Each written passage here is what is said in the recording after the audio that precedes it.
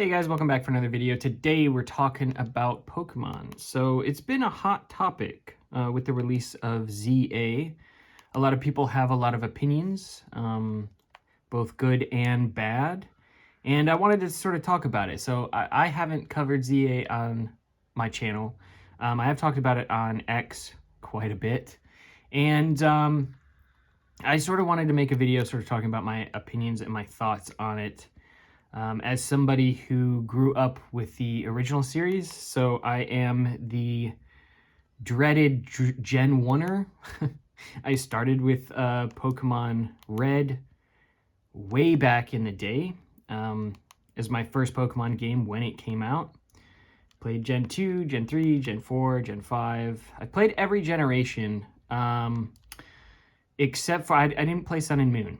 I tried to play Sun and Moon, but I couldn't get more than an hour into it because it just lost me. The hour and a half of exposition before you get to do anything was just brutal. Eventually, I will try to make it through the game, but I also played Sword and Shield, Scarlet and Violet, all of the mainline games I've played except for Sun and Moon. So the transition to Switch has been bumpy in my opinion. So Sword and Shield, I didn't hate as a Pokemon game. I didn't like the gimmick. Like every generation now they do another gimmick, like Gigantamax, the Megas, the Terrestrialization. I get why they do it to introduce like a new mechanic for VGC or whatever, but is it necessary? Why do we need a new gimmick every generation? And they look kind of stupid, I'm not going to lie. Like, Megas I'm fine with, but Gigantamax I think is dumb. And Terrestrialization I also think is dumb. As a mechanic, it's fine. I like the mechanic of it. Just aesthetically, like, I don't know, is Dragonite with a giant chandelier on its head cool? And not in my opinion. I think it's kind of lame, to be honest. But I like the mechanic. So I'm not dogging on the mechanic. I think new mechanics are fine. I just aesthetically, it's probably just me. I just don't like it. But the transition to Switch has been bumpy, and I think it's with sort of the introduction of more open world 3D environments. So like the 3DS games, I think were a pretty good in between in terms of 3D and 2D, because like the layouts for the regions in 3D were very much the same as they would have been in 2D. So it didn't feel particularly jarring. Whereas in Sword and Shield, the game is extremely linear. Like linear in the way that a 2D game is, which feels bizarre. Scarlet and Violet, on the other hand, I was like, oh, this is a step in the right direction. And it is. It's open world. It's conceptually, it's sort of what I wanted. But the issue was that there's nothing in the world. It doesn't matter what part of the map you're on. It's just the only thing to find is some randomly sprinkled Pokemon. Whether you're on a mountaintop, in a forest, in a desert, it's all effectively the same no matter where you're at. Just the only difference is the Pokemon change. So there's not a lot of lore baked into the world. There's nothing to explore is my main issue. There's nothing to find other than Pokemon. The thing that I really liked about the previous generations was that sense of exploration, right? Each new region felt drastically different and offered little things to find, whether it was ruins or different tidbits of lore sort of hidden in the world. And there are technically some ruins sprinkled in Scarlet and Violet, but that's all they are. There's nothing to find in them. It's just some broken rocks and buildings, which was disappointing to me. The performance I could largely get over. I didn't have any major game-breaking glitches. The game was just slow. I did get stuck. Accidentally went into an area I shouldn't have been in, and the game kept resetting me back in that zone. So I was sort of stuck in a loop. Thankfully, I was able to get out of it, but I nearly locked myself, soft locked my game. And then the other issue is, you know, the gyms didn't scale. So you could do them in any order, but the levels didn't scale, which in my opinion is stupid. Like, that's such an easy thing to put into the game. Like, just have the levels scale. It's not complex coding. So I didn't care for that. But I have felt a general decline in the amount of content that we get. So after you beat the game, there's effectively no post game. And we have gotten to a point where it's like, oh, well, PvP is the post game. VGC is the post game. Shiny hunting is the post game. No, it's not. That's not post game. That has existed in like every game since the beginning. Multiplayer has existed. Shiny hunting has existed since Gen 2. That's not post game. I want post game. Where's the battle frontier? Where's like the side stories and the extra content? Well, whatever there is, it's locked behind DLC, and even post DLC, it's still generally not that much content. And a lot of times the DLC that does get released for these games feels like it should have been part of the base game. So my biggest complaints with Pokemon, as it stands now, is a lack of exploration and a lack of content. I was looking at the times to beat the different Pokemon games, and it has been a steady decline for the last decade. We've just been getting less and less content every game. And like, that's one thing that I don't see everybody talks about, oh, the graphics suck, the textures suck, it's buggy, it's slow. I don't even care about that. I care about the lack of content. There's substantially less content. legendz has less content than Pokemon Red if you're going by the time to beat the game. Also, what is up with shinies? Why are shinies so common now? Like, the whole draw of shinies was that they're rare. If you make them easier to get, they're no longer rare. It like loses some of the appeal of shiny hunting, especially in new games when they're so common. Like, I've seen people, they're like, oh yeah, I have 8 shinies already. I've been playing for 10 hours. I was like, that doesn't sound right. How is that even possible? I don't know if the odds are different. I've heard that the shinies just don't despawn, which is like, when you think about it, is a great idea, but in practice is a terrible idea.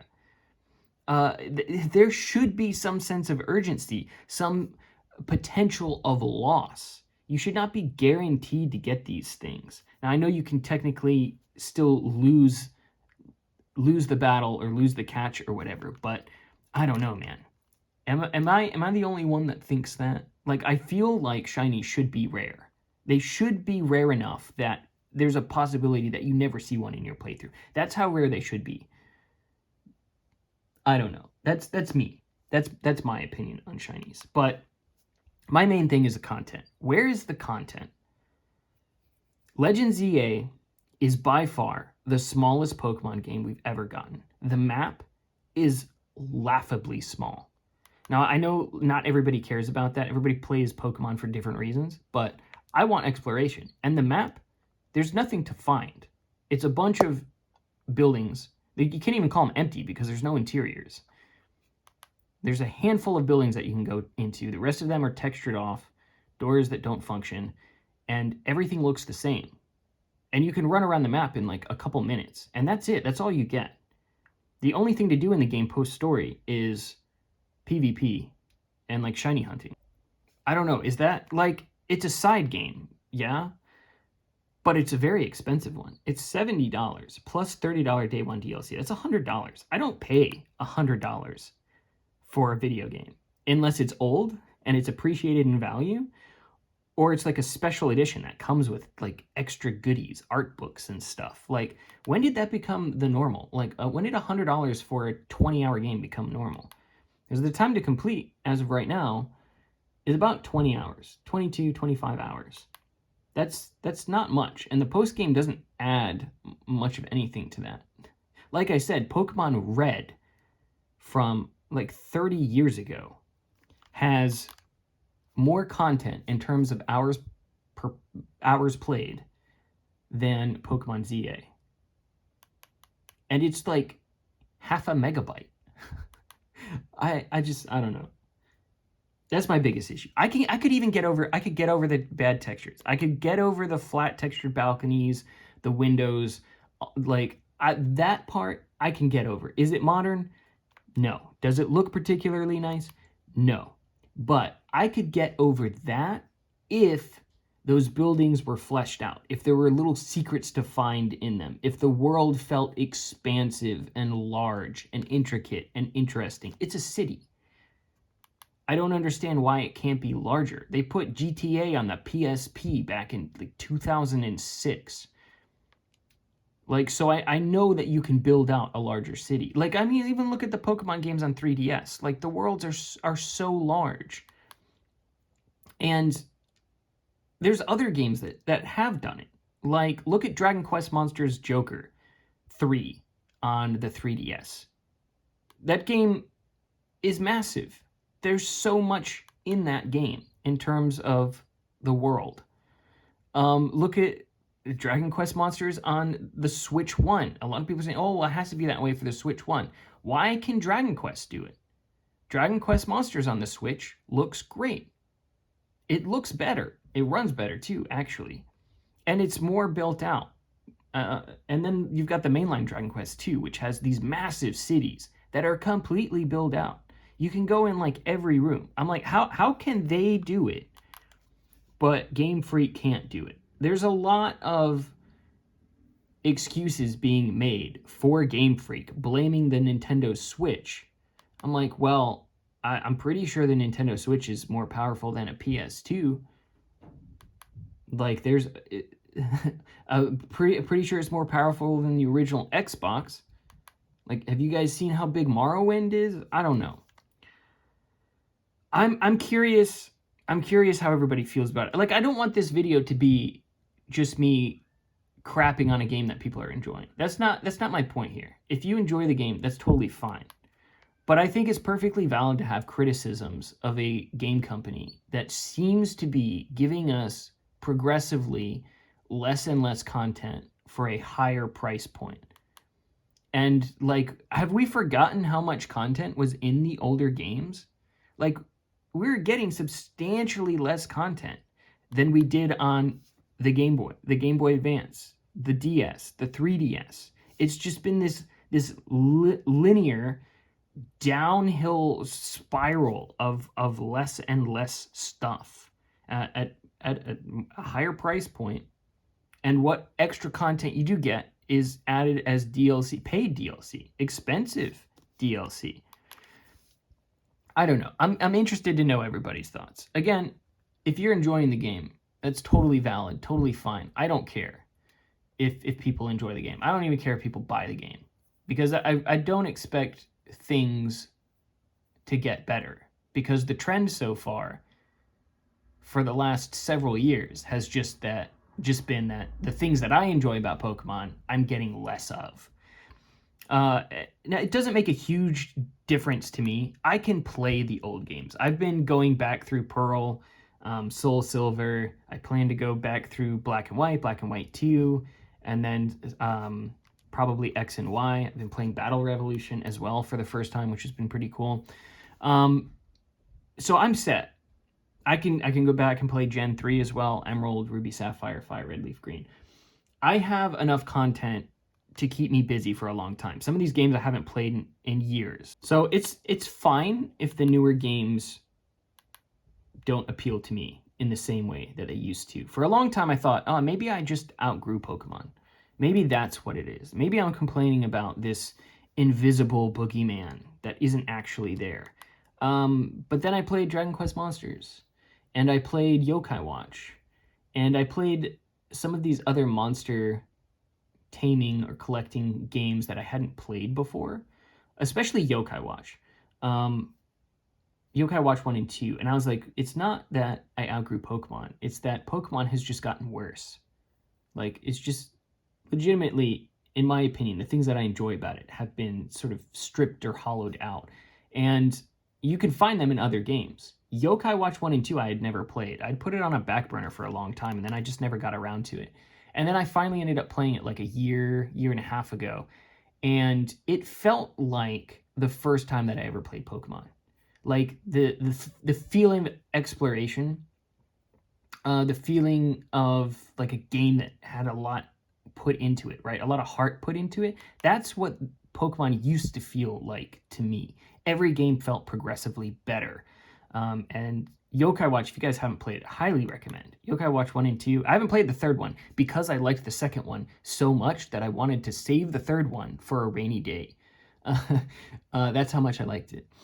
And then Dragon Quest Monsters, also really good, especially the Joker series. Really like those. But I'm curious what everybody thinks of the game. If you bought it, are you enjoying it? If so, what are you liking about it? How do you feel about the shiny stuff in ZA? How do you feel about the PvP? I think the PvP is the thing that I looks most interesting to me. Just as like, you know, something fun to do, I guess. But I'm curious what everybody thinks about it. What do you guys think about the amount of content and sort of the quality of the content that we've been getting for the past several years? I'm curious what you guys think, and where do you guys feel like it started to go downhill? That's another point, I guess, of contention. I guess really quickly, I'll just say that like I think it peaked in Black and White 2. I think those are the best Pokemon games we ever got. In terms of content and quality, right? Black and White 2 were really, really good. X and Y was okay, but it felt like a bit of a letdown in a couple ways off of the backs of Black and White 2. Omega Ruby Alpha Sapphire, I like as a remake. But there was like, you know, cut content from Emerald that I think a lot of people would have liked, like the Battle Frontier, but yeah, I'm curious what you guys think. Anyway, that's it. Smash a like, drop a comment. I'm curious to interact with everybody on this. Like I said, I've been talking about it for days on Twitter, so it's probably better just to make a YouTube video and at least be interacting with my own audience rather than random people on the internet. But yeah, thanks for watching. I'll see you guys in the next one.